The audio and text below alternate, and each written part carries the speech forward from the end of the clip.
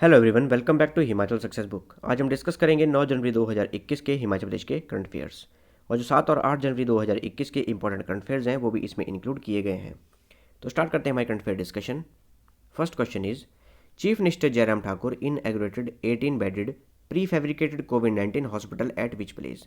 मुख्यमंत्री जयराम ठाकुर ने किस स्थान पर 18 बेड वाले पूर्व निर्मित कोविड-19 अस्पताल का उद्घाटन किया है। ऑप्शंस हैं ऊना, चंबा, हमीरपुर, शिमला। इसका करेक्ट आंसर है ऑप्शन डी, शिमला। तो मुख्यमंत्री जयराम ठाकुर ने शिमला में जो हमारा आईजीएमसी है, Indira Gandhi medical college hospital है, वहाँ पे 18 बेड वाला एक प्री फैब्रिकेटेड कोविड-19 हॉस्पिटल का उद्घाटन किया। प्री फैब्रिकेटेड का मतलब है कि कोविड-19 से रिलेटेड जो भी इंपॉर्टेंट रिक्वायरमेंट है वो यहाँ पे फुलफिल होंगी। इसके अलावा जब भी इस हॉस्पिटल को डिसमेंटल करने की जरूरत हो तो इसे डिसमेंटल किया जा सकता है। Next is, who is the chairperson of state red cross hospital welfare section. Himachal Pradesh में राज्य रेड क्रॉस अस्पताल कल्याण अनुभाग के अध्यक्ष कौन हैं। जो हमारी स्टेट रेड क्रॉस सोसाइटी है उसके अंतर्गत एक सेक्शन है जिसका नाम है state red cross hospital welfare section. उसकी अध्यक्ष कौन है।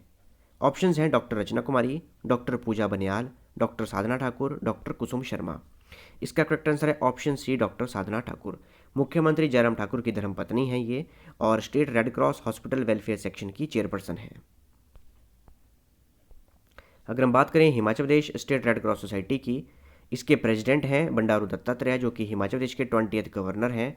इसके अलावा अगर गवर्नर्स की एडिशनल चार्ज वाली लिस्ट में भी ऐड किया जाए तो 29th गवर्नर हैं ये बंडारू दत्तात्रेय हिमाचल प्रदेश के।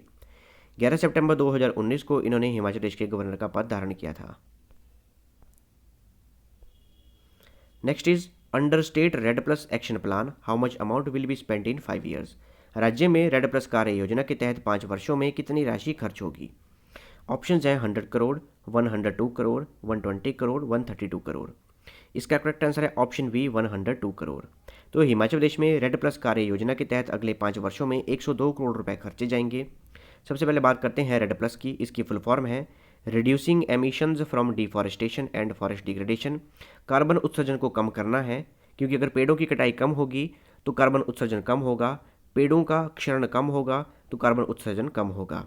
इसके लिए United nation framework for convention in climate change, इसके लिए एक सम्मेलन तैयार किया गया, कॉन्फ्रेंस ऑफ पार्टीज़ की गई।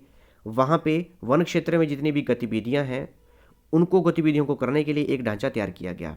मतलब कि अगर फॉरेस्ट एरिया में अगर हमने कंस्ट्रक्शन करनी है तो किस तरह से कंस्ट्रक्शन की जाए, एक मॉडल तैयार किया गया ताकि वनों की कटाई कम हो और वनों का क्षरण भी कम हो।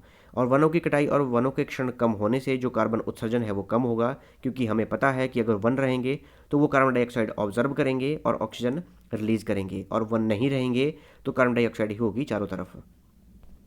तो ये एक्शन प्लान तैयार किया गया रेड प्लस के अंतर्गत और ये तैयार किया गया था UNFCCC द्वारा। UNFCCC की फुल फॉर्म है United Nations framework convention on climate change. ये एक इंटरनेशनल एनवायरमेंटल ट्रीटी है जो कि क्लाइमेट चेंज को एड्रेस करती है। क्लाइमेट चेंज का मतलब है कि आज का टेम्परेचर इंक्रीज़ हो रहा है, तो किस तरह से इंक्रीज़ हो रहा है, क्या कारण है, पॉल्यूशन कौन कौन सी कंट्रीज़ इंक्रीज़ कर रही हैं। तो ये एक इंटरनेशनल एनवायरमेंट ट्रीटी है जो इन सभी बातों को ध्यान में रखती है और रिसर्च करती है। जब इसे साइन किया गया था तो उस समय 154 कंट्रीज़ ने इसे साइन किया था और उस समय इसे कहते थे अर्थ समिट, जो कि ब्राज़ील के रियो डे जेनेरियो में हुआ था। 3 से लेकर 14 जून 1992 के बीच में ये अर्थ समिट हुई थी।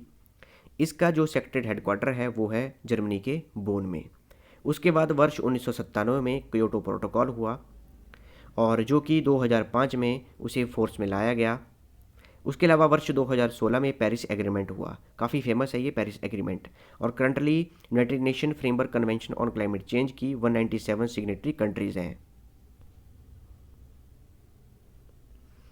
Next is, which book is written by doctor Savita, principal chief conservator of forest in Himachal Pradesh.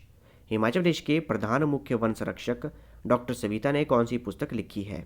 Options हैं leadership in forest management, forest land of HP, Devbhoomi Himachal, Himachal the land of god. और इसका करेक्ट आंसर है option A, leadership in forest management. मुख्यमंत्री जयराम ठाकुर ने इस book को launch किया और इस बुक को लिखा गया है डॉक्टर सविता द्वारा। आप इमेज में देख सकते हैं, ये है वो बुक का फ्रंट कवर। अगर हम बात करें डॉक्टर सविता की तो ये एक इंडियन फॉरेस्ट सर्विस ऑफिसर हैं और हिमाचल प्रदेश की ये principal chief conservator of forest हैं, हेड ऑफ फॉरेस्ट्री फोर्स हैं, जिसे कि हम कहते हैं प्रधान मुख्य वन संरक्षक। काफ़ी हाई पोस्ट है ये इंडियन फॉरेस्ट सर्विसेज के अंतर्गत।